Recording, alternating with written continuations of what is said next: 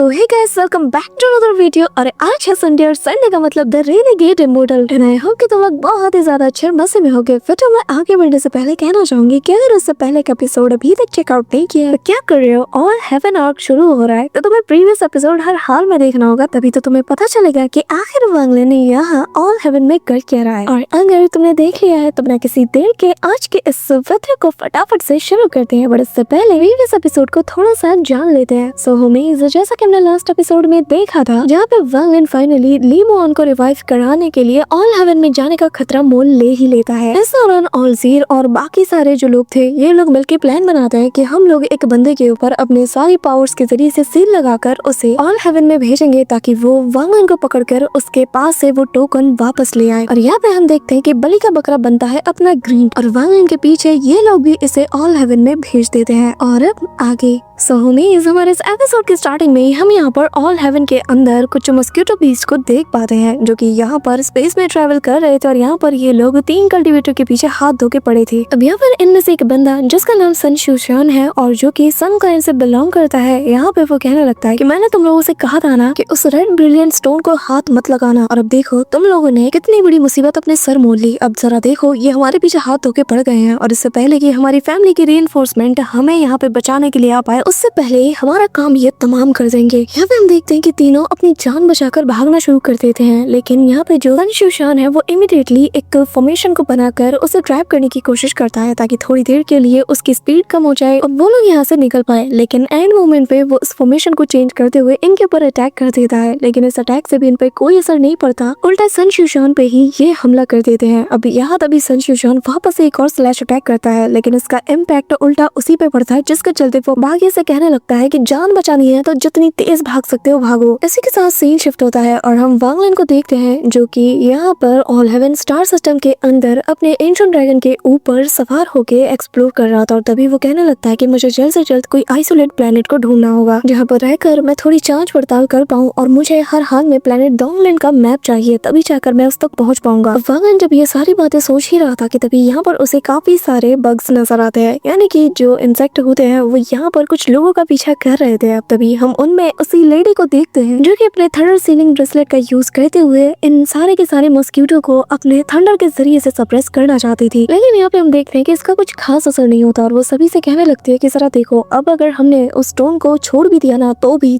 ये हमें जाने नहीं देंगे। अब यहाँ पे इनका चौथा साथी भी आ चुका था जो कि खुद इन मॉस्किटो से भाग रहा था। वो भी यहाँ पर सभी से कहता है कि हमें अपनी पावर्स को गैदर करना होगा। अब ये लोग साथ मिलकर उस लेडी को अपनी पावर्स देने लगते हैं और वो लेडी बताती है कि ये जो मॉस्किटोज हैं ये सबसे ज्यादा थंडर से डरते हैं और अगर हम थंडर ब्रेसलेट का यूज करके कुछ दिन तक सरवाइव कर जाते हैं ना तो मुझे पूरा यकीन है कि हमारा कोई थंडर एक्सपर्ट यहाँ पे आकर हमारी जान बचा लेगा। अब यहाँ पे ये लोग ये बात कर ही रहे होते हैं कि अचानक से एक तेज बिजली इनके सामने से दौड़ जाती है और ये और कोई नहीं बल्कि वांगलिन का वही एंशिएंट थंडर ड्रैगन है जिसके ऊपर वो सवार था। और वो लेडी कहने लगती है कि कितना पावरफुल थंडर है। अब तभी वो लेडी बताने लगती है कि प्लीज सीनियर हमारी मदद कीजिए, मैं रान फैमिली से बिलोंग करती हूँ, अगर आप मेरी मदद करते हैं ना तो मेरा पूरा का पूरा जो प्लेनेट रानयून है वो आपको हर हाल में इसका बदला जरूर देंगे, प्लीज प्लीज हमारी जान बचा लीजिए। वांगलिन प्लेनेट रानयून का नाम सुनते साथ इस लेडी की तरफ देखता है जिस पे वो बताने लगती है कि हाँ प्लेनेट रानयून यहाँ से बस 7 दिन की दूरी पे है, अगर सीनियर आप भी उसी ओर जाने का सोच रहे हैं तो हम जूनियर्स आपको लीड कर सकते हैं, पर प्लीज हमारी जान बचा लीजिए। यहाँ पे वांगलिन देख लेता है कि इनकी कल्टीवेशन लेवल सिर्फ सोल ट्रांसफॉर्मेशन के स्टेज पे है तो वो एक झटके में ही उन सारे बग्स को मार के यहाँ से भगा देता है। अब यहाँ पे वांगलिन मन में कहने लगता है कि ये लोग वैसे तो सोल ट्रांसफॉर्मेशन स्टेज पे है लेकिन इन्होंने फिर भी अपनी कल्टीवेशन को हाइड नहीं किया और ऐसे ही खुलेआम ये लोग घूम रहे हैं। यहाँ तक कि ये किस फैमिली के डिसेंडेंट है इस बारे में भी इन लोगों ने साफ साफ बता दिया है। न जाने बाकी का ऑल हेवन स्टार सिस्टम कैसा होता होगा। अब तभी वो लेडी यहाँ पे अपने इंट्रोडक्शन देती है और कहने लगती है कि असल में ये जूनियर रान फैमिली की 9th जनरेशन की डिसेंडेंट है और सीनियर हमारी जान बचाने के लिए आपका शुक्रिया। अब तभी वांगलिन के पास जब वो उस एंशिएंट थंडर ड्रैगन को देखती है और उसकी थंडर पावर को तो उसे गलतफहमी हो जाती है और वो कहने लगती है कि सीनियर क्या आप थंडर टेम्पल के मैसेंजर हैं, जिसमें वांगलिन कोई जवाब नहीं देता। अब तभी वो लेडी सबका इंट्रोडक्शन देती है और बताने लगती है कि हम तीनों असल में प्लेनेट रानयून से बिलोंग करते हैं जहाँ 3 बड़ी फैमिलीज रूल करती है, रान फैमिली, सन फैमिली और ज़्याओ फैमिली। और सीनियर अगर आप हमारे रानयून प्लेनेट की तरफ जा रहे हैं तो हम लोग खुशी खुशी आपको लीड करना चाहेंगे। अब वांगलिन इनके साथ चलने लगता है और मन में कहता है कि थंडर टेम्पल का मैसेंजर, लगता है कि ये टाइटल बहुत ही ज्यादा सिग्निफिकेंट पावर को होल्ड करता है, इसी के चलते इसने मुझे ये समझ लिया। अब वांगलिन यहाँ पर इनमें से एक बंदे से पूछने लगता है कि एक बात बताओ, क्या प्लेनेट रानी उनके पास कोई दूसरा कल्टीवेशन प्लेनेट भी है? जिस पर वो बंदा रिस्पेक्ट देते हुए बताने लगता है कि असल में सीनियर, हमारा प्लेनेट रानियन 1000 इल्यूजन प्लेनेट का सबऑर्डिनेट प्लेनेट है और जो 1000 इल्यूजन प्लेनेट है वो हमारा मेन प्लेनेट है और हमारे प्लेनेट रानियन की तरह ही ऐसे ही आसपास काफी सारे सबऑर्डिनेट प्लेनेट्स भी मौजूद है। वालन जैसे 1000 इल्यूजन का नाम सुनता है ना तो उसके दिमाग में कुछ फेमिलियर सी वाइब आने लगती है, लेकिन फिलहाल वो इस पर ध्यान नहीं देता और वो लेडी जिसका नाम रान यू है वो वालन का वापस से शुक्रिया अदा करती है और कहने लगती है कि पर सीनियर माफ करना, हमें अभी तक आपका नाम नहीं पता। जिस पर वालन बहुत ही कैजुअली अपना नाम ज़ूमू बताता है। अब यहाँ पे ज़ूमू नाम सुनते साथ ही वो लेडी थोड़ी शॉक्ड हो जाती है और मन में सोचने लगती है और हैरानी के साथ कहती है कि क्या ये वही जू फैमिली है जो कि प्लेनेट 1000 इल्यूजन की मेन फैमिलीज में से एक है, या फिर ये उस जू फैमिली की बात कर रहा है जो कि प्लेनेट डॉगलिन से बिलोंग करता है। जैसे इसके दिमाग में प्लेनेट डॉगलिन के जू फैमिली का ख्याल आता है, इसके रोंगटे खड़े हो जाते हैं और वो आनन फानन में पूछती है कि सीनियर आखिर आप कहाँ से आए हैं। अब वालन का जो ड्रैगन था ना वो बहुत ही ज्यादा गुस्से में आ जाता है, जिसके चलते ये लोग इमीडिएटली माफी मांगते हुए कहने लगते हैं कि प्लीज जूनियर को माफ कर दीजिए, मुझे इतना नहीं बोलना चाहिए। अब वालन यहाँ पे शांत हो जाता है, वो कहने लगता है कि हाँ डॉगलिन से हो, बताओ क्या तुम इसके बारे में जानती हो? ये सुनना ही था कि तभी हम देखते हैं सन शुआन हैरानी के साथ कहता है कि क्या प्लेनेट डॉगलिन जिसे कि द लेजेंडरी स्लॉटर प्लेनेट भी कहा जाता है, आप वहाँ से बिलोंग करते हैं? तभी यहाँ पे वो लेडी कहने लगती है कि सीनियर माफ कीजिएगा, असल में जो प्लेनेट डॉगलिन है वो ऑल हेवन स्टार सिस्टम का जो ईस्टर्न डोमेन है उसका सबसे बड़ा और मेन प्लेनेट है और हमें बस इसके बारे में यही पता है कि ये जो प्लेनेट डॉगलिन है ये काफी ज्यादा मिस्टीरियस प्लेनेट माना जाता है और यहाँ के लोग तो उससे भी ज्यादा मिस्टीरियस जो कि कहीं पर भी अपीयर हो जाता है और उससे भी ज्यादा इस फैमिली की जो रेपुटेशन है बाकी के प्लैनेट्स में वो कुछ खास अच्छी नहीं है, क्योंकि पूरे के पूरे ऑल हेवन स्टार सिस्टम में प्लेनेट डॉगलिन को स्लॉटर प्लेनेट के नाम से भी जाना जाता है। यहाँ के लोग जहाँ कहीं भी जाते हैं बस स्लॉटर करना शुरू कर देते हैं। अब जब वालन ये सारी बातें सुनता है तो वो ज्यादा डिटेल में नहीं जाता और इन लोगों को आगे बढ़ने के लिए कहता है। अब यहाँ पर वो जो लेडी थी ना वो अपने एंसेस्टर्स को इस बारे में रिपोर्ट कर देती है और मन में कहने लगती है कि मुझे जल्द से जल्द इसके बारे में बताना ही होगा वरना बहुत देर हो सकती है, क्योंकि ये ज़ूमू बहुत ही ज्यादा खतरनाक है। अब ऐसे ही हमें 6 दिन बाद की कहानी दिखाई जाती है और फाइनली प्लेनेट रानी उनके पास वालन समेत ये चारों लोग पहुंच जाते हैं और वालन से ये चारों लोग उसका शुक्रिया अदा करते हुए उससे कहने लगते हैं कि सीनियर इसे आप अपना ही घर समझे और फिलहाल के लिए हमें अपने अपनी फैमिली के पास जाकर रिपोर्ट करना है, इसलिए हम निकल रहे हैं। अब ये कहते हुए ये चारों यहाँ से 9 तो 11 हो जाते हैं। अब यहाँ पे हम देखते हैं कि वालन अपने ड्रैगन को वापस रख लेता है और मन में सोचने लगता है कि अगर मुझे प्लेनेट डॉगलिन पे जाना है तो मैं फिलहाल अपनी करंट कल्टीवेशन लेवल के साथ तो नहीं जा सकता। जैसा कि नाम से ही पता चल रहा है डॉगलिन जैसे कि स्लॉटर प्लेनेट भी कहा जाता है, यानी कि वहाँ के लोग बहुत ही ज्यादा स्ट्रॉन्ग होंगे। कहते हुए वो आगे की ओर बढ़ता है, मन में कहने लगता है कि मुझे वानियर के लिए एक उम्मीद नजर आई है और अगर मुझे हर हाल में वानियर को वापस पाना है तो मुझे जल्द से जल्द ब्रेक थ्रू करके स्ट्रॉन्ग बनना ही होगा और जितना जल्दी हो सके मुझे सेकंड स्टेप पे पहुंचना है। अब इसी के साथ गाइस हम देखते हैं कि वालन अंदर जाने से पहले ऑलरेडी अपनी कल्टीवेशन को सील कर लेता है और फिर वो सीधा मार्केट में पहुंच जाता है जहाँ पर काफी ज्यादा चहल पहल थी और यहाँ पे वालन हमें बताने लगता है कि उसने ऑलरेडी अपनी कल्टीवेशन को लेट स्टेज कोर फॉर्मेशन पे सेट कर दिया है। यहाँ तक कि उसने अपने फेशियल एक्सप्रेशंस को भी थोड़ा चेंज किया है ताकि एक एक्सपर्ट भी उसे उसकी कल्टीवेशन के दम पर कभी भी पहचान ना पाए। इसी के साथ गाइस यहाँ से वालन का एक नया दौर शुरू होता है और जैसे कि हम ज़ूमू नाम से जानने वाले हैं, ज़ूमू एक ऐसा कल्टीवेटर जो कि late stage of core formation पे है। कहानी में आगे बढ़ने से पहले मैं बता दूं कि वालन की करंट कल्टीवेशन एक्सटेंडेंट के मिड स्टेज पे है। इसी के साथ वालन का डिवाइन सेंस पूरे के पूरे रानियन प्लेनेट पे फैल जाता है और वो पाता है कि यहाँ पर 3 एक्सटेंडेंट के कल्टीवेटर्स है। पहला रान फैमिली का एंसेस्टर जिसका नाम रान शिवफेंग है, वो असल में एक्सटेंडेंट के मिड स्टेज पे है और दूसरा बंदा जो है वो असल में एक्सटेंडेंट के अर्ली स्टेज पे है जो कि सन फैमिली का एंसेस्टर है, नाम है इसका सनशी। और ये जो तीसरा बंदा है ये असल में ज़ाओ फैमिली से बिलोंग करता है और ये भी ज़ाओ फैमिली का ही एंसेस्टर है और ये सनशी की तरह ही एक्सटेंडेंट के अर्ली स्टेज पे है। वालन हैरान था कि ये प्लेनेट पूरी तरीके से स्पिरिचुअल एनर्जी से फिल्ड है, लेकिन फिर भी यहाँ पर बस 3 ही एक्सटेंडेंट के कल्टीवेटर्स हैं। इसी के साथ वालन आगे बढ़ता है और कहने लगता है कि अगर यही प्लेनेट हमारे कल्टीवेशन अलायंस में होता ना तो अब तक ये खून की नदियाँ यहाँ पे बहा देते, क्योंकि कल्टीवेशन प्लेनेट है जिस पर बस 3 एक्सटेंडेंट के कल्टीवेटर्स हो, उस प्लेनेट का क्या ही हाल हो सकता है तुम अंदाजा लगाओ, और वो भी एक ऐसा प्लेनेट जिस पर काफी अमाउंट में स्पिरिचुअल एनर्जी भी मौजूद हो। इस दौरान वालन इसी कंक्लूजन पे पहुंचता है कि जो ऑल हेवन स्टार सिस्टम है ना ये अलायंस स्टार सिस्टम से बहुत ही ज्यादा डिफरेंट है। अब वालन फिलहाल के लिए यहीं पर रुकने का डिसाइड करता है क्योंकि वो जानता है कि ये जगह बेहतरीन हाइड आउट होने वाला है, क्योंकि और ज़ीर भी कभी भी ये गुमान नहीं कर सकता कि वालन एक सबऑर्डिनेट प्लेनेट के अंदर छिपा हुआ है, वो भी कोर फॉर्मेशन के कल्टीवेशन के साथ। अब यहाँ पे वालन कुछ कल्टीवेशन रूम्स के पास चला जाता है जिन्हें की सन फैमिली यहाँ पे प्रोवाइड कराती है कुछ जेट्स के बदले।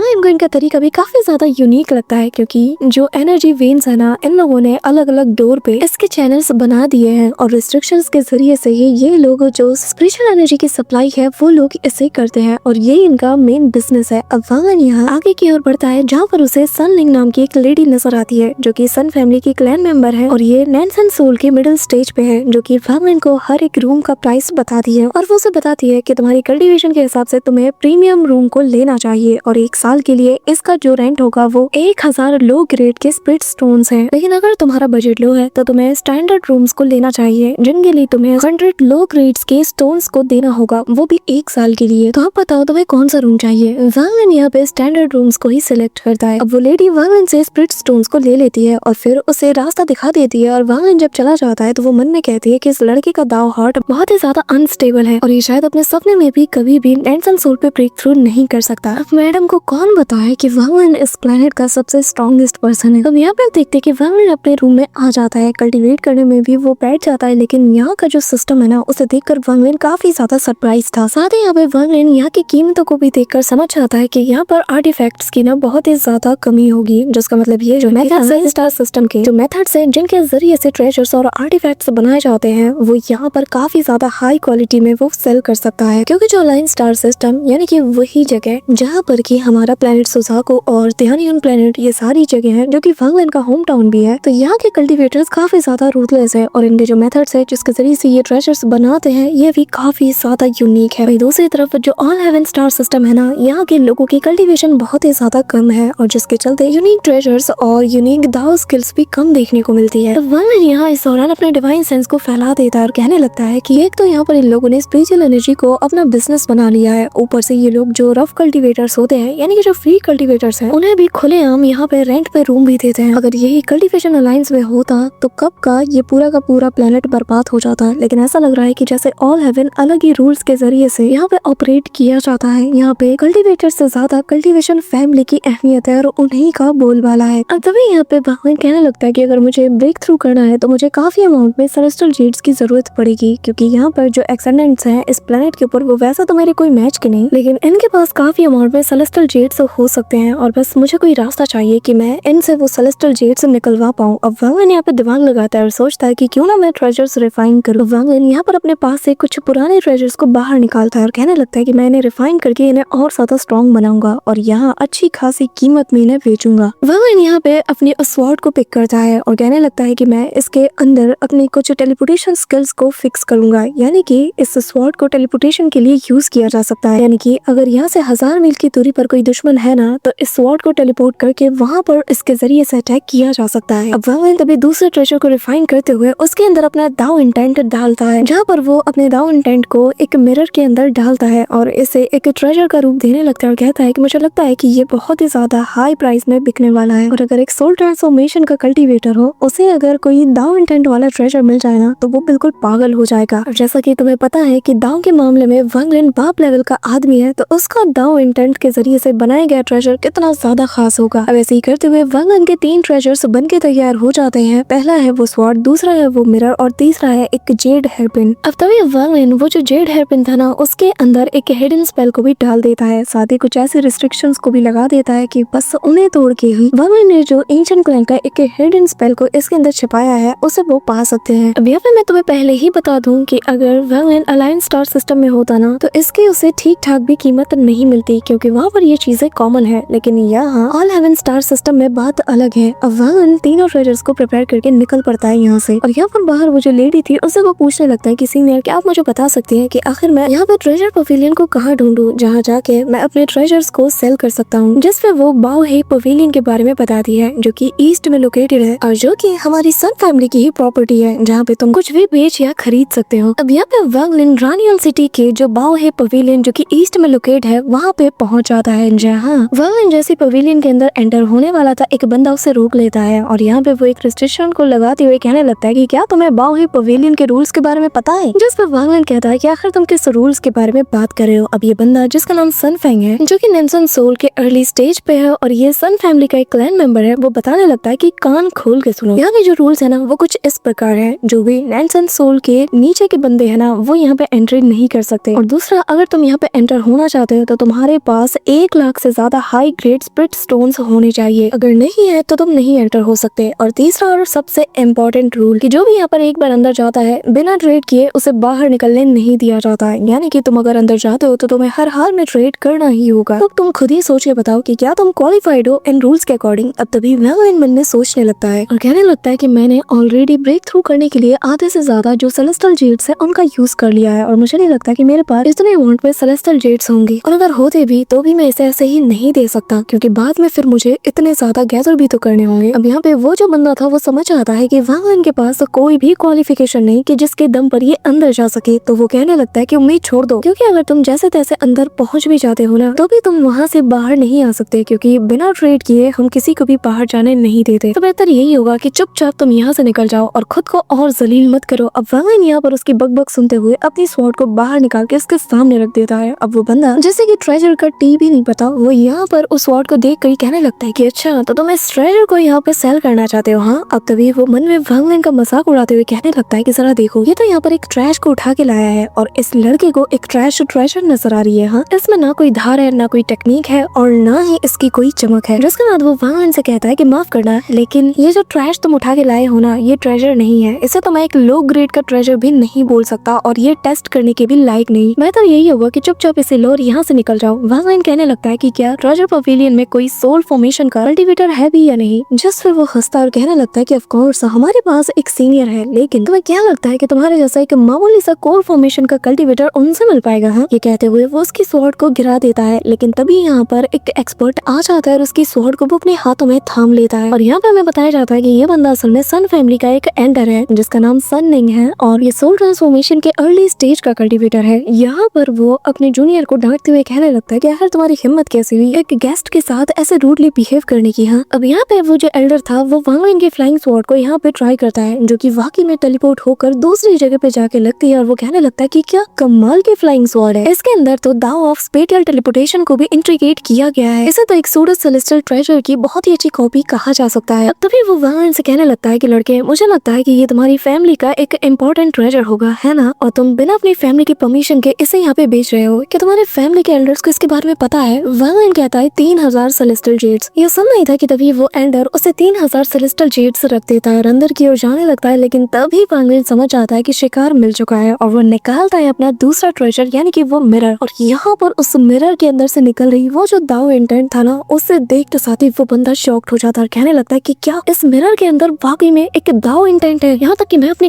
और तभी वो मन में कहने लगता है कि मैं अपनी सोल ट्रांसफॉर्मेशन की कल्टीवेशन के साथ भी मैं कभी भी इसके ओरिजिन का पता नहीं लगा सकता। यह आइटम तो वाकई में बहुत ही ज्यादा एक्स्ट्राऑर्डिनरी है। अब वैलेंटाइन जैसे ही उसे उसकी तरफ थ्रो करता है तो वो इसे लेते साथ ही इसकी कीमत पूछने लगता है। वैलेंटाइन कहता है 50,000 जेड्स। ये सुनकर यहाँ पर वो जो जूनियर था और ये जो एल्डर था दोनों शॉक थे और वो मन में कहने लगता है कि अगर मैं अपनी पूरी की पूरी जमा पूंजी दे दूंगा तो मेरे पास कुछ भी बचेगा नहीं, लेकिन मैं इतना रेयर चांस भी जाने नहीं दे सकता। अब यहाँ पे वो बंदा उसे 50,000 जेड्स दे देता है और ये ट्रेजर अपने पास रख लेता है, जिसके बाद वो अंदर जाने लगता है। लेकिन तभी वैलेंटाइन यहाँ पर उस जेड हेयरपिन को बाहर निकालता है और यहाँ पे जैसे ही जेड हेयरपिन की ऑरा रिलीज होती है ना तो ये बंदा जैसे इसकी तरफ पलटता है तो वो पूरी तरीके से दंग रह जाता है, क्योंकि इसके अंदर से एक सूडो सेलेस्टियल ट्रेजर की जो इनहेरिटेंस वाली पावर है ना वो बाहर निकल रही थी, यानी कि इसके अंदर से वो जो एंशिएंट स्पेल वाली इनहेरिटेंस की जो पावर थी ना वो हल्की सी रिलीज होती है, जिसके चलते यहाँ पर भाई हल्ला मच चुका था। यहाँ पे वो बंदा कहने लगता है कि एक सूडो सेलेस्टियल ट्रेजर जिसके अंदर एंशिएंट इनहेरिटेंस भी है, क्या कमाल का ट्रेजर है। इनहेरिटेंस जो कि बहुत ज्यादा रेयर है, जो कि अर्थ को भी शैटर कर सकता है, ऐसी ताकत। यहाँ पर वो ये भी देख पाता है कि इसके ऊपर एक रिस्ट्रिक्शन लगा हुआ है और बस जैसे उस रिस्ट्रिक्शन को हम तोड़ लेंगे हमें वो इनहेरिटेंस मिल जाएगी। वो बंदा यहाँ पर लालच में पागलों की तरह उस जेड हेयरपिन की तरफ बढ़ने लगता है और वो मन ही मन कहने लगता है कि मुझे हर हाल में इस ट्रेजर को पाना ही होगा, ये मेरी लाइफ का सबसे बड़ा फॉर्च्यून हो सकता है। अब यहाँ पे इससे पहले कि वो ओल्ड मैन इसे ले पाता वैलेंटाइन इसे अपने पास रख लेता है और तभी वो एल्डर कहने लगता है कि मेरे दोस्त बताओ आखिर तुम्हें इस ट्रेजर के बदले कितना चाहिए। जिस पे वैलेंटाइन कहता है कि 1 लाख सेलेस्टियल जेड्स। अब जैसे ही 1 लाख सेलेस्टियल जेड वो बंदा सुनता है तो वो एल्डर मन में कहने लगता है कि एक कोर फॉर्मेशन का कल्टीवेटर, हाँ। और तभी वो थोड़ा सोचता है और कहने लगता है कि मेरे दोस्त फिलहाल के लिए हमारा ये जो बाओही पवेलियन है ना यहाँ पर इतना अमाउंट नहीं कि हम तुम्हारे इस वैल्यूएबल ट्रेजर को अफोर्ड कर पाए। कहते हुए वो यहाँ से जाने लगता है और कहने लगता है कि उम्मीद करता हूँ कि फ्यूचर में तुमसे मुलाकात जरूर होगी। अब यहाँ पे वैलेंटाइन जैसे ही जाने लगता है ना तो ये बंदा उसकी तरफ देखकर स्माइल करता है, जिसका मतलब ये है कि इसके कुछ बुरे इंटेंशंस हैं और वो हम अच्छे से समझ ही गए होंगे। अब तभी वैंगलिन जब यहाँ से चला जाता है तभी यहाँ पर हम इसी मेंशन के ऊपर एक बंदे को देखते हैं जो कि यहाँ पर वैंगलिन को देखकर कहने लगता है, न जाने क्यों मुझे बहुत ही ज्यादा फेमिलियर सी वाइब है, ऐसा लगा कि मैं किसी पुराने दोस्त से मिल रहा हूँ। अब यहाँ पे हमें दिखाया जाता है कि ये बंदा और कोई नहीं बल्कि संताई है जो कि अपने अलाइन स्टार सिस्टम के सुजाकू प्लेनेट से बिलोंग करता था और ये उसी जायंट डीमन क्लैन के एंसेस्टर से फाइट करते दौरान वहाँ से ब्लड वॉर्टेक्स के जरिए से टेलीपोर्ट हो गया था। अब सुजाकू प्लेनेट से सीधा ऑल हेवन स्टार सिस्टम के रानियन प्लेनेट के पास वो कैसे पहुंचा ये हमें आगे पता चलेगा, लेकिन फिलहाल इसकी कल्टीवेशन सोल फॉर्मेशन के अर्ली स्टेज पे बताया गया है और उसे कहीं ना कहीं वैंगलिन की ऑरा फील हो चुकी थी, लेकिन वो यहाँ पर अपनी आंखों को यहाँ पे तेजी से रगड़ते हुए कहने लगता है कि आखिर ऐसा कैसे हो सकता है, इतने बड़े स्टार सिस्टम के अंदर वो यहाँ पे कैसे आ सकता है। जिसके बाद संताई यहाँ पे अपनी चेयर पे बैठकर आराम करने लगता है और कहने लगता है मुझे फिलहाल इन सब के बारे में भूल जाना चाहिए, वैसे भी मेरी सेहत बहुत ज्यादा खराब है और मुझे लगता है कि शायद मुझे सन फैमिली के लिए मैनेजमेंट का काम भी छोड़ देना चाहिए। अब इससे पहले कि वो गहरी नींद में जाता तभी यहाँ पर वैंगलिन कहता है, संताई काफी दिनों बाद तुमसे मिलना हो रहा है। अब वैंगलिन की आवाज सुनते साथ ही वो एकदम से खड़ा हो जाता है और कहने लगता है कि तुम ज़ेंगनिऊ, ये वाकई में तुम ही हो। अब तभी वैंगलिन यहाँ पर अपने फेशियल एक्सप्रेशंस को भी वापस से नॉर्मल कर लेता है, जिसे देखकर संताई कहने लगता है कि मैंने बिल्कुल सही सोचा था, ये तुम ही हो। अब वैंगलिन इमीडिएटली यहाँ पे रिस्ट्रिक्शंस को लगा देता है ताकि बाहर आवाज ना फैल पाए, ना ही उसकी ऑरा। अब तभी यहाँ पे ज़ेंगनिऊ की यानी कि वैंगलिन के रिस्ट्रिक्शंस को देखकर वो कहने लगता है कि इतना पावरफुल रिस्ट्रिक्शन, मुझे जानना है कि आखिर तुम्हारी फिलहाल की कल्टीवेशन लेवल क्या है, कहीं इसका मतलब ये तो नहीं कि तुम ऑलरेडी एक्सेंडेंट स्टेज पे पहुंच चुके हो। यहाँ पे ये फील करते साथ ही वो पूरी तरीके से पागल सा हो जाता है और वो हंसते हुए कहने लगता है कि एक जूनियर जो कि सोल फॉर्मेशन में हुआ करता था, जिसे कि मैंने एक बार कंट्रोल भी किया था, आज वो मेरे सामने एक्सटेंडेंट के स्टेज पे पहुंच चुका है। लेकिन मुझे देखो, मैं तो कॉप सेक्ट का हेड एल्डर भी हुआ करता था, लेकिन फिर भी मैं यहाँ पे आके फंस के रह गया। आज मैं एक ऐसी स्टेट में पहुंच चुका हूँ जहाँ पे मेरी कल्टीवेशन इसी लेवल पे अटक के रह गई है। वैंगलिन भी यहाँ पर वही सवाल पूछने लगता है जिसका जवाब तुम जानना चाहते हो कि आखिर वो अलाइन स्टार सिस्टम से ऑल हेवन स्टार सिस्टम में पहुंचा तो पहुंचा कैसे, वो भी अपनी नॉर्मल सी कल्टीवेशन के साथ। जिस पे संताई जो कि अपनी चेयर पे बैठा था वो कहने लगता है कि ये बहुत पहले की बात है और मैं ऑलमोस्ट 100 साल के लिए इसी मैटर में उलझ के रह गया था। जिसके बाद वो बताने लगता है कि मैं नहीं जानता कि आखिर मैं यहाँ पर टेलीपोर्ट कैसे हुआ, लेकिन जब मैं यहाँ पर आया तो मुझे लू फैमिली के लोगों ने कैप्चर कर लिया और मुझे उन्हें अगले 100 साल तक के लिए एक लोली सर्वेंट के रूप में उन्हें सर्व करना पड़ा। मेरी कल्टीवेशन इन लोगों ने पूरी तरीके से बिगाड़ के रख दी। अब तभी वैंगलिन कहता है कि आखिर तुम्हारे फोरहेड पर वो जो सील लगा था उसका मार्क इतना फेल्ड क्यों हो गया, जिसमें वो बताने लगता है कि मैं नहीं जानता, लेकिन जब मैं लू फैमिली के साथ था तो तभी शायद ये हुआ होगा। अब वैंगलिन कहने लगता है कि क्या तुम्हें प्लैनेट डाउनलिन के ऊपर जियांग फैमिली के बारे में कुछ पता है, जिस पे वो कहने लगता है कि मैं यहाँ पर सेन फैमिली के लिए एक मैनेजर की तरह हूँ, मेरा स्टेटस इतना भी ज्यादा हाई नहीं कि मुझे ये सब कुछ पता हो, और जहाँ तक मुझे पता है तो मेरे ख्याल से यहाँ पर कोई भी जियांग फैमिली नाम की कोई फैमिली नहीं है, या फिर ऐसा हो सकता है कि मुझे इन सीक्रेट्स का पता ही नहीं। अब तभी यहाँ पर वो एक एज टी अपने लिए बनाने लगता है और कहने लगता है कि एक वक्त हुआ करता था जब मैं इस एज टी को पीने से कतराता था, लेकिन जरा देखो आज मेरी क्या हालत हो गई है। ये कहते हुए वो वैंगलिन के लिए भी एक कप टी को बनाता है और कहने लगता है कि अब क्योंकि पास्ट में हम फेलो कल्टीवेटर्स हुआ करते थे, इसलिए मैं चाहता हूँ कि हमारे इस छोटे से रियूनियन पर तुम मेरे साथ एक कप शेयर करो। अब वैंगलिन भी उसके साथ बैठ जाता है क्योंकि पास्ट में इनके बीच जो कुछ भी था उसका प्रेजेंट से कोई लेना देना नहीं, जिसके चलते वैंगलिन भी इसके साथ बैठकर बातों में लग जाता है। अब तभी यहाँ पे संताई को पता चलता है कि वैंगलिन यहाँ पर ट्रेजर्स को रिफाइन करके उन्हें सेलेस्टियल जेट्स के लिए ट्रेड कर रहा है, और जिससे ये साबित होता है कि तुम यहाँ पर नए आए हो। अब तभी वो बताने लगता है कि जो ऑल हेवन है ना, ये बिल्कुल अलाइन स्टार सिस्टम की तरह ही है, जो कि एक शैटर्ड हुए एंशिएंट सेलेस्टियल रियलम के अंडर में बना है। और ये जो सेलेस्टियल रियलम्स है ये असल में 4 ग्रेट सेलेस्टियल रियलम्स है, जो कि एंशिएंट सेलेस्टियल रियलम का कभी हिस्सा हुआ करते थे। हमारा align star system rain celestial realm से कनेक्टेड है और हमारा ऑल हेवन स्टार सिस्टम ये असल में थंडर सेलेस्टियल रियलम से कनेक्टेड है। ओह भाई साहब, थंडर सेलेस्टियल रियलम कितना कमाल का लग रहा है। इसी के साथ हमें थंडर सेलेस्टियल रियलम की और भी कुछ क्लिप्स दिखाई जाती हैं और पीछे से संताई बताने लगता है कि जो थंडर सेलेस्टियल रियलम है ना, ये रेन सेलेस्टियल रियलम से काफी ज्यादा डिफरेंट है, क्योंकि थंडर सेलेस्टियल रियलम अभी भी जिंदा है, इसका बहुत सारा हिस्सा अभी भी पूरी तरीके से डैमेज नहीं हुआ है, जिसका मतलब ये है यहाँ पर अभी भी बहुत से ऐसे सीक्रेट्स बचे हुए हैं जो कि हमारे रेन सेलेस्टियल रियलम में शायद है भी नहीं। गाइस, यहाँ पे ये गेट देख रहे हो, कमेंट में बताना कि तुम में से किन किन लोगों ने इस गेट को पहचाना है। और जो लोग भी मेरी नॉवल को देखते हैं यार गाइस, प्लीज तुम लोग यहाँ पे स्पॉयलर्स बिल्कुल मत देना, ये सीन एनिमेशन में देखने में ही मजा आएगा। जरा इमेजिन करो ज़ूम और ये गेट। अब यहाँ पे संताई आगे बताता है कि जो पूरा का पूरा 4 सेलेस्टियल रियलम है ना, उसमें सबसे ज्यादा स्ट्रॉन्गेस्ट सेलेस्टियल रियलम फिलहाल ऑल हेवन का ही है, क्योंकि जो विंड सेलेस्टियल रियलम है ना, उसके बारे में फिलहाल किसी को कुछ भी नहीं पता। रही बात thunder celestial realm, rain celestial realm और लाइटिंग सेलेस्टियल रियलम रियलम, इन तीनों में सबसे ज्यादा स्ट्रॉन्गेस्ट थंडर सेलेस्टियल रियलम है। इसी के साथ वो वांगलिन को बताने लगता है कि जो थंडर सेलेस्टियल रियलम है यहीं पर थंडर टेम्पल एग्जिस्ट करता है। अब यहाँ पर वांगलिन को काफी सारी चीजें पता चल चुकी थी, तो वो उसे इन सभी चीजों के लिए शुक्रिया कहता है, जिस पर वो कहता है कि इसमें शुक्रिया की कोई बात नहीं है। और तभी वो बताने लगता है कि मैं फिलहाल के लिए बस एक सोल फॉर्मेशन का कल्टीवेटर हूँ, जिसकी कल्टीवेशन पूरी तरीके से खराब हो चुकी है और अब मैं बस एक लो लेवल का रिफाइनर के तौर पे सन फैमिली के लिए काम कर रहा हूँ। वांगलिन यहाँ पे देख पाता है कि इसकी जो लाइफ स्पैन है ये तेजी से फेड हो रही है, जिसपे सन ताई बताने लगता है कि हाँ बिल्कुल, तुम देख कर ही समझ गए हो कि मेरे पास 20 साल से भी कम की जिंदगी बची हुई है और मैं फील भी कर सकता हूँ कि मेरा वक्त बहुत नजदीक है। अब वांगलिन यहाँ से जाने लगता है, लेकिन जाते हुए कहने लगता है कि अगर अगले 20 साल के अंदर मैं प्लेनेट रानियन पे रहा ना तो मैं तुम्हें अलविदा कहने जरूर आऊंगा। ये सुनकर यहाँ पे सन ताई भी काफी ज्यादा शॉक्ड हो जाता है, क्योंकि पास्ट में ये दोनों दुश्मन रहे हैं, लेकिन फिर भी यहाँ पर एक बिल्कुल ही डिफरेंट और अनजान स्टार सिस्टम में दोनों एक दूसरे के लिए किसी अपने जैसे हैं और वांगलिन उसके अंतिम समय में उसके साथ रहने की बात कर रहा है। कहीं ना कहीं सन ताई को ये बात बहुत ही ज्यादा इमोशनल कर देती है और वो कहने लगता है कि ज़ेंग यू, तुम अब एक एक्सेंडेंट बन चुके हो और तुम जितने कदम भी एक्सेंडेंट की और आगे बढ़ाओगे ना तो तुम्हें हर कदम कदम पर काफी अमाउंट में सेलेस्टियल जेड्स की जरूरत पड़ेगी और तुमने उन ट्रेजर्स को सेल करके जितने सेलेस्टियल जेड्स को कलेक्ट किया है वो इनफ नहीं होगा, वो बिल्कुल एक बूंद के समान है। लेकिन आज तुमने सबके सामने एक कोर फॉर्मेशन के स्टेज पर इतना पावरफुल ट्रेजर रिवील किया है, जिसका मतलब ये है कि सबकी निगाहें इस वक्त तुम पे सेट है। सन फैमिली का स्पेशली वो सन निंग वो बहुत बड़ा लालची है, तुम्हें उससे कुछ ज्यादा ही केयरफुल रहना होगा। अब वांगलिन इसका शुक्रिया अदा करते हुए यहाँ से निकल जाता है सीधा रानियन सिटी के बाहर और तभी वांगलिन फील कर पाता है कि उसे कोई चेस कर रहा है और यहाँ पे काले बादल मंडराना शुरू कर देते हैं। वांगलिन समझ चुका है कि मछली जाल पे फंस चुकी है और तभी एक आवाज उसे सुनाई देती है, जहाँ पे वो कहने लगता है कि बच्चे चुपचाप वो जो ट्रेजर तुम्हारे पास है ना उसे मेरे हवाले कर दो। ये कहते हुए एक जाइंट सा हाथ वांगलिन को सप्रेस करने के लिए ऊपर से आता है और अगर तुम चुपचाप दे देते हो ना तो मैं तुम्हारी जान बख्श दूंगा। अब यहाँ पे वो कहता तो है, लेकिन पलक झपकते ही सीधा अपना हाथ जमीन पे दे मारता है और तभी वो जो एल्डर सन निंग है वो बाहर आता है और खुशी के साथ चिल्लाते हुए कहता है कि फाइनली मैंने इसे मार ही दिया, अब वो ट्रेजर मेरा है। और ना सिर्फ वो हेयर पिन मेरा हुआ बल्कि वो सारे सेलेस्टियल जेड्स भी अब मेरे हुए। अब तभी हम देखते हैं कि अचानक से उसके हाथ में हलचल होती है और वांगलिन उसके हाथ को डिस्ट्रॉय करते हुए बाहर आता है, जो देखकर वो बंदा कहने लगता है कि ये नामुमकिन है, तुम कोर फॉर्मेशन पे हो ही नहीं सकते। वांगलिन यहाँ पे स्माइल करता है और कहने लगता है कि अच्छा, बड़ी जल्दी पहचान लिया। अब यहाँ पे तभी वो बंदा उल्टे पैर भागने लगता है, लेकिन वांगलिन पलक झपकते इसके पास पहुंच जाता है और यहाँ पर अपनी बिजली सारी की सारी उसकी बॉडी में दौड़ा देता है, जिसके चलते वो बंदा ऑन द स्पॉट जमीन पे जा गिरता है और यहाँ पर खून की उल्टियां करने लगा है। लेकिन जैसे तैसे वो खुद को ठीक करते हुए सीधा अपने सन फैमिली के हेडक्वार्टर की तरफ रवाना हो जाता है और कहने लगता है कि ये जो भी है ये एटलीस्ट सोल ट्रांसफॉर्मेशन के मिड स्टेज का होगा और जो कि मेरे बारे में अच्छे से जानता होगा कि मैं सन फैमिली से बिलोंग करता हूँ, लेकिन ये फिर भी मुझे प्रोवोक करने की कोशिश कर रहा है। हाँ, बस एक बार मैं मेरे सन फैमिली के मेंबर्स के पास पहुंच जाऊं, जिसके बाद मैं उनके साथ मिलकर इसे धूल में मिला के रख दूंगा। अब तभी ये दौड़ते भागते सन फैमिली का जो एंसेस्ट्रल होम है वहाँ पे पहुंच जाता है और यहाँ पे आते साथ ही वो सभी के सामने गिड़गिड़ाते हुए कहने लगता है कि जाकर एल्डर्स को खबर करो, क्योंकि एक बहुत ही पावरफुल एनिमी हम पे अटैक करने के लिए आ रहा है। और तभी वो बंदा भी सीधा एल्डर्स को नोटिफाई करने पहुंच जाता है और तभी ये सभी से कहने लगता है कि हमें हर हाल में अपनी पूरी चीज जान लगाकर इसे मारना ही होगा, वरना ये हमारे लिए फ्यूचर में बहुत बड़ा खतरा है। अब यहाँ पे काफी सारे लोग आ जाते हैं। वांगलिन जो कि यहाँ जैसे अपीयर होता है उसकी बकवास सुनकर मन में कहने लगता है कि ये वो है जिसने की घात लगा के मुझ पे हमला किया और यहाँ मुझे फ्रेम करने की कोशिश कर रहा है। कहते हुए वांगलिन अपने दोनों फिंगर्स को आगे की ओर उठाता है और मन में कहता है कि इस जैसे चूहे को तो सबक सिखाना पड़ेगा। और जैसे ही वांगलिन थंडर अटैक करता है तो इनका जो बैरियर था ना उसके अंदर सबसे पहले एक छोटा सा होल बनता है और अगले ही पल इतना ह्यूज एक्सप्लोजन होता है कि पूरा का पूरा ये जो बैरियर था ये कोलैप्स कर जाता है, जो देखकर तो वहाँ मौजूद सभी के होश उड़ चुके थे। और वांगलिन यहाँ पे कहने लगता है कि मुझे मेरे सेलेस्टियल जेड्स को कैसे निकालना है ये मैं अच्छे से जानता हूँ। और इसी मोमेंट पे आज का ये एपिसोड यहीं पे एंड होता है। अब गाइस, तुम में से जिनसे भी रहा नहीं जा रहा और इसके आगे क्या है वो जानना है तो हमारी दूसरे चैनल पे हमने इसके नॉवेल्स को भी पूरी प्लेलिस्ट में अपलोड करके रखा है। हाँ, ट्रस्ट में तुम्हें लगेगा ही नहीं कि ये एपिसोड है या नॉवेल्स का। नेक्स्ट पार्ट कर लेंगे, तुम्हें पिन कमेंट में मिल जाएगा, तो जाके चेकआउट जरूर कर लेना अगर तुम्हें नॉवेल जानना है। तो that's it for today guys. I hope कि तुम सबको आज की वीडियो काफी ज्यादा पसंद आई होगी। अगर हाँ तो वीडियो को लाइक करना, चैनल पे नए हो तो सब्सक्राइब करना। तो मिलते हैं नेक्स्ट वीडियो में, तब तक के लिए बाय।